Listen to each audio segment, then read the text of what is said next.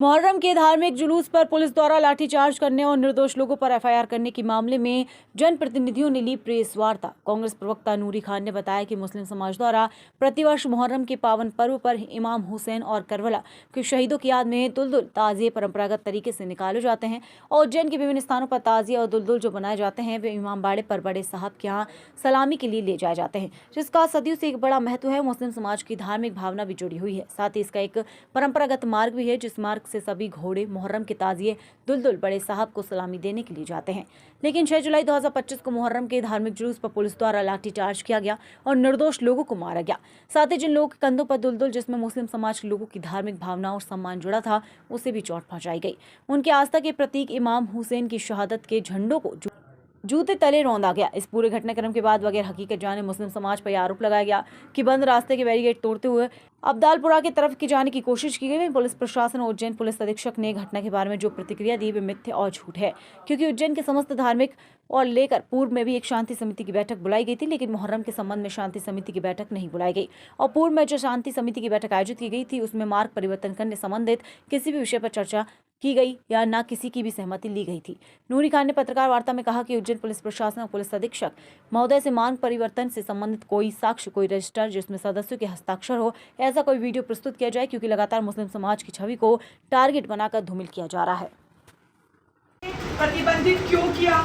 और अगर आपने मार्ग का डाइवर्शन किया था तो आपकी शांति समिति या आयोजकों के साथ जो बैठक हुई उसमें वीडियो या रजिस्टर के माध्यम से साक्ष्य प्रस्तुत किए जाएं जिसमें आयोजकों की सहमति हो और उस सहमति के अनुरूप अगर उन्होंने मार्ग को परिवर्तित किया है। पहली चीज़। और दूसरा सवाल ये कि लाठीचार्ज किसके आदेश से हुआ?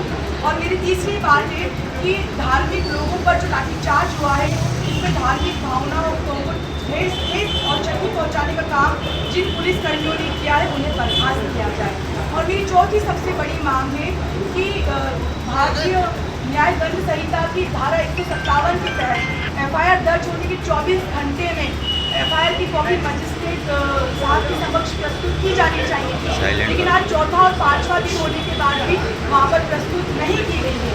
तो जिन 15 और 16 लोगों पर झूठे प्रकरण दर्ज किए गए हैं उन प्रकरणों को खत्म किया जाए और इस पूरे मामले की न्यायिक जांच की जाए, क्योंकि उज्जैन में लगातार मुस्लिम समाज को बदनाम करने की साजिश और कोशिशें की जा रही है। मैं पुलिस प्रशासन से कहना चाहती हूँ कि आपने संविधान की वर्दी पहनी है, न कि किसी पार्टी की वर्दी पहनी है।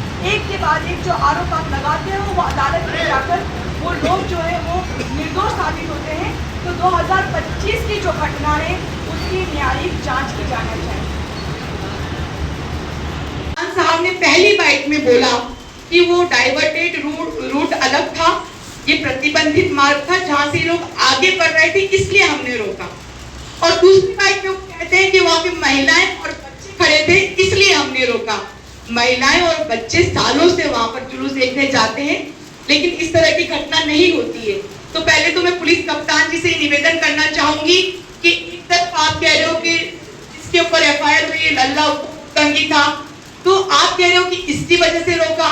एक बार आप कह रहे हो कि मार्ग डाइवर्टेड था इसलिए रोका, फिर एक बार आप कह रहे हो कि महिलाएं और बच्चे खड़े थे इसलिए रोका। यानी कि पुलिस प्रशासन के पास कोई जवाब ही नहीं है कि आखिर पारंपरिक मार्ग पर क्यों रोका गया।